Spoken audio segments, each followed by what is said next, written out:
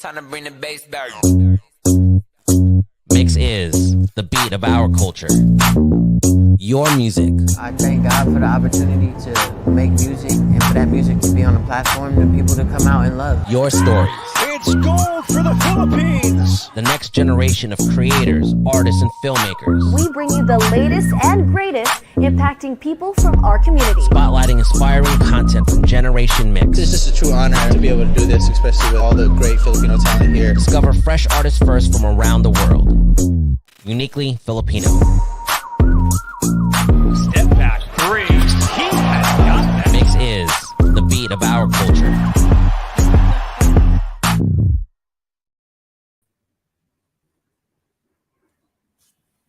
Hello everyone, I'm VJ IE from the #1 music channel Mix, and joining us this morning is a Grammy-nominated duo who recently came out with their sophomore album called Wet Tennis. We had them over last year to talk about their earlier releases, but now it's time to talk about their latest one, Wet Tennis, which is actually an acronym for When Everyone Tries to Evolve, Nothing Negative is Safe. And they have new music videos out, they have new songs out, so please welcome, joining us all the way from Florida, Tukker and Sofi of Sofi Tukker.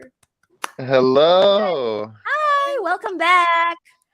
Hello, you. guys. Well, obviously it's the evening there, but thank you so much for giving us some of your time. It's 9 a.m. here, but first of all, belated happy birthday, Sofi. How was your birthday? How did you spend it? Thank you. I actually spent my birthday getting the vaccine. So I was really tired and did nothing. Well, I think that's one of the unwritten dreams of people during their birthdays. I mean, of course, we want to celebrate, but deep inside, a part of us wants to do nothing and just sit back, relax, and just let everybody celebrate for us. But how about you, Tukker? Anything special you did for Sofi's birthday? Well, we did a Zoom room. There's a Zoom room from the group of people that call themselves the Freak Fam, which is basically just like amazing supporters of our live streams and our music. And everyone made a giant video, and it was like 15 minutes long, and everyone talked for about 10 seconds. And everyone explained that they did something to make the world a better place today. And they knew that would be such a great gift to Sofi, because she is sort of always on a mission to make the world a better place. It was really sweet. It was pretty touching. Sofi was crying a little bit. Yeah, I mean, I was crying a lot. Also, we just put out a song called What a Wonderful World. It's a cover of like the classic Louis Armstrong song. And so it was all about like, how do you make the world more wonderful? And then like, the song was playing in the background. It was so beautiful. Perfect. Can you remember like certain stories from that video, like how they made the world a better place? Like what struck you the most? Which stories? Yeah, I mean, there were people who, like donated to charities. There were people who like made these little affirmations and put them around their communities so that people would just find them and feel good about themselves. There were people who literally like put cash like in like somebody's like friend like in the front of their car. There were people who like went and spent time at an elderly home. I mean, it was like completely across the board. It was so beautiful.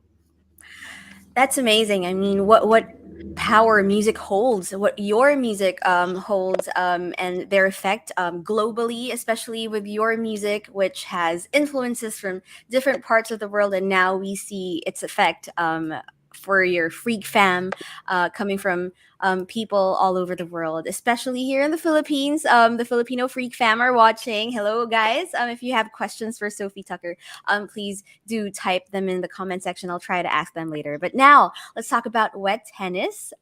So what can you tell us about Wet Tennis? Let's start with the acronym first. Like, how did this come to you? Who thinks about an acronym that long and that perfect for this album? How did this come about? It was really something we wanted to say.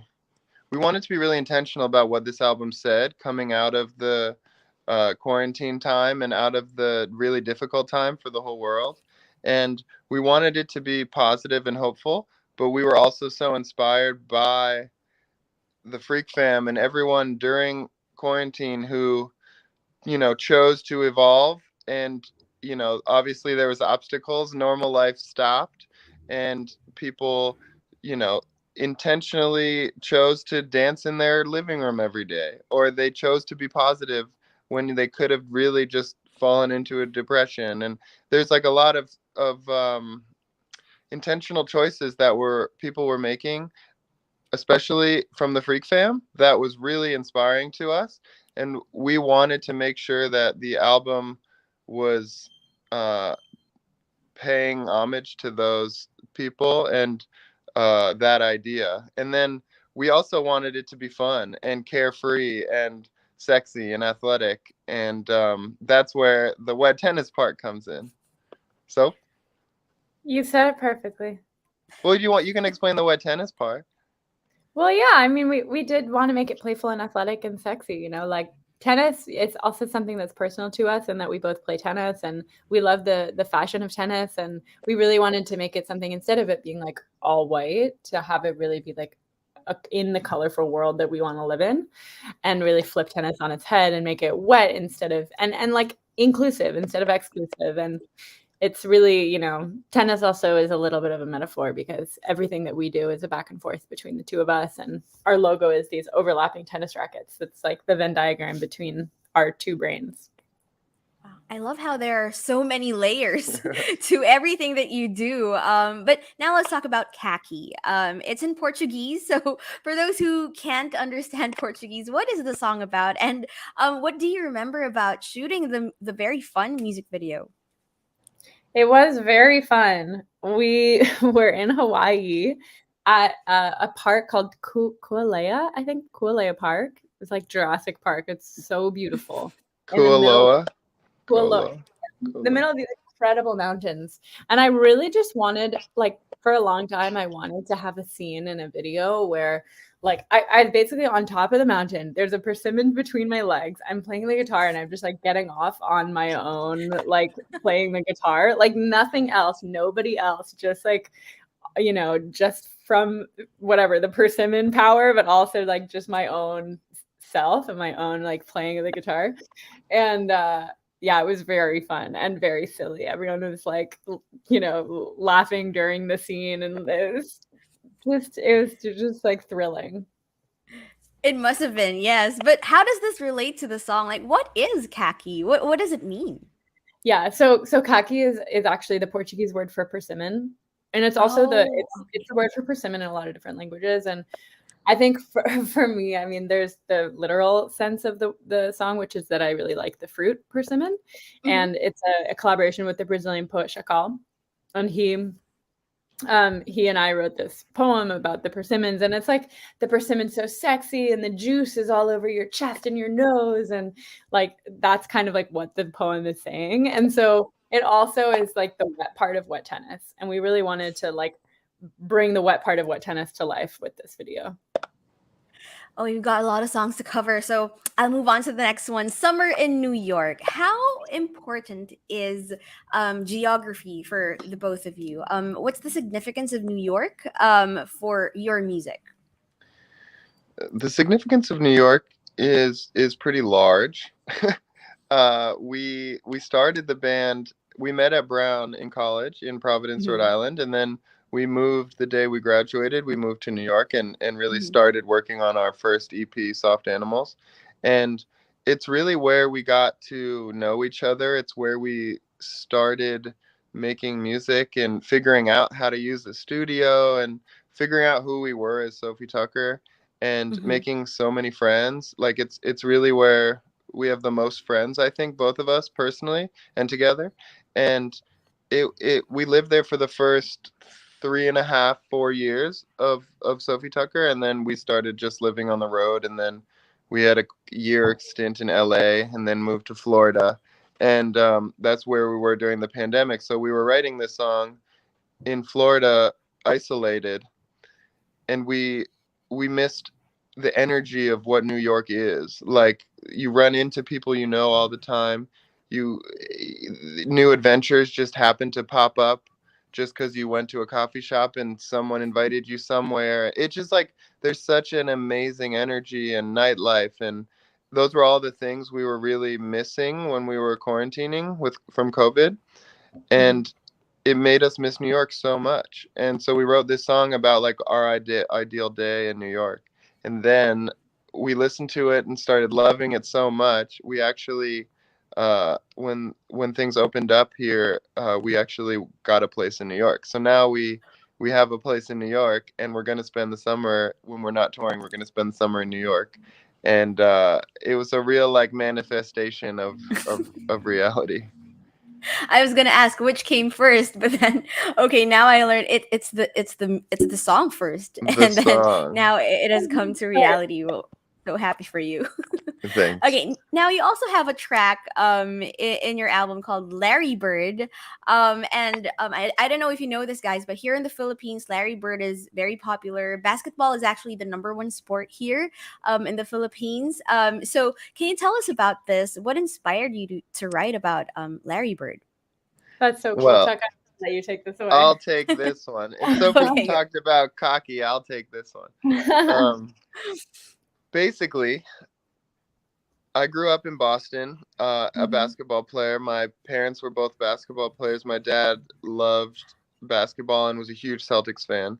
And I was a really serious player. And from when I was very little, I wore the number 33 because of Larry Bird, and a huge Celtics fan.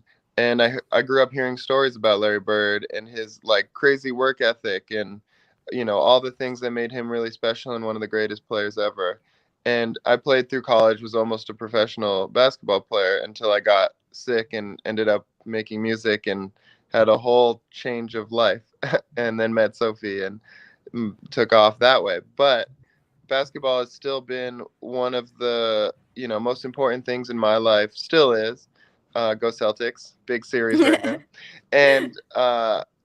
And what I learned from stories about Larry Bird, I think really carried into the rest of my life and into Sofi Tukker and our work ethic and, how we operate. And I always wanted to make a song with just saying Larry Bird, like on the drop.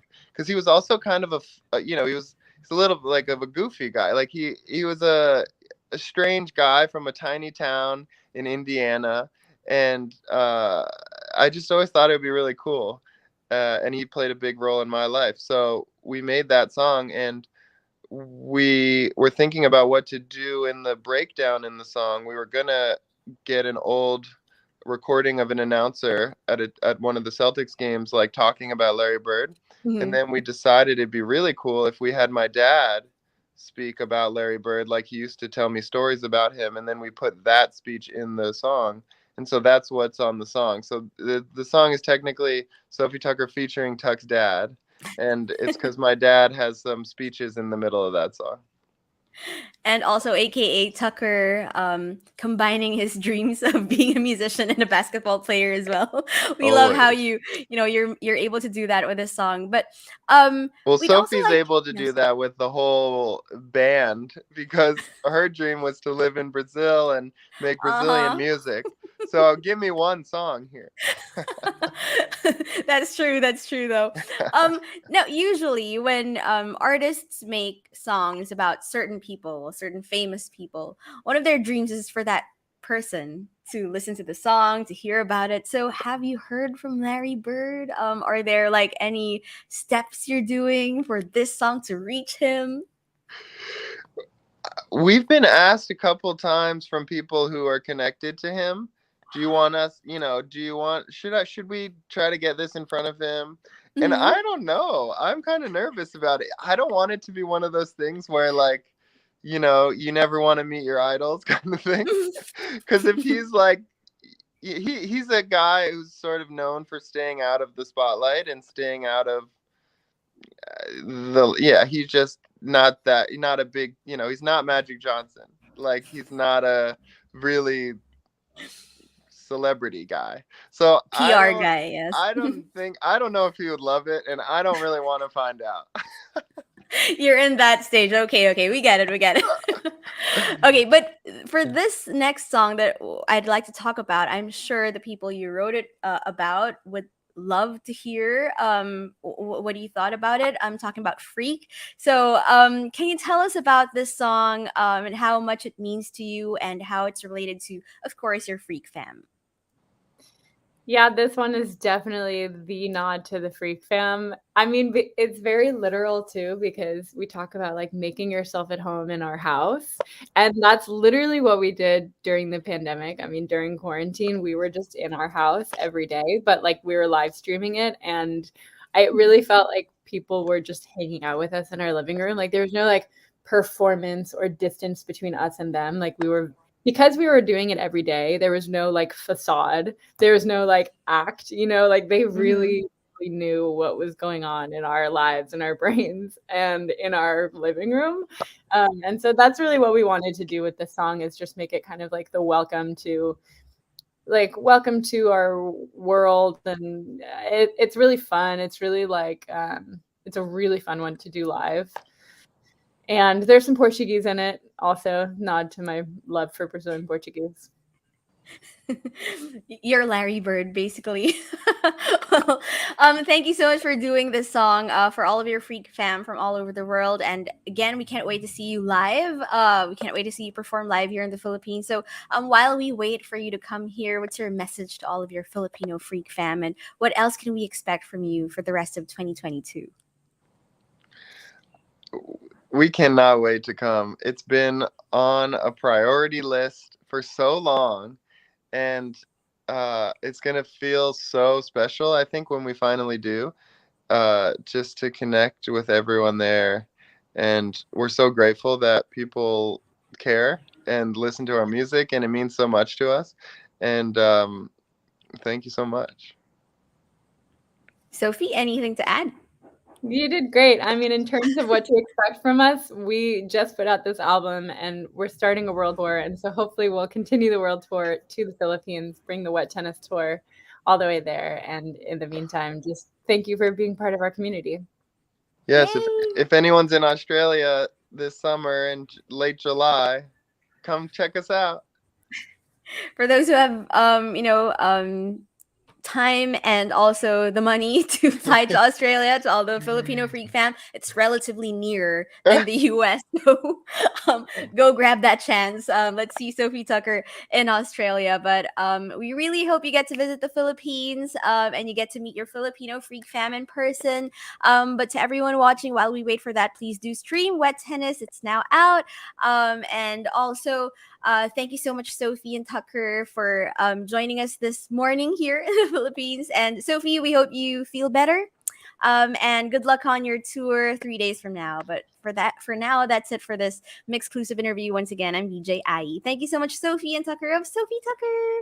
Bye. Thank you.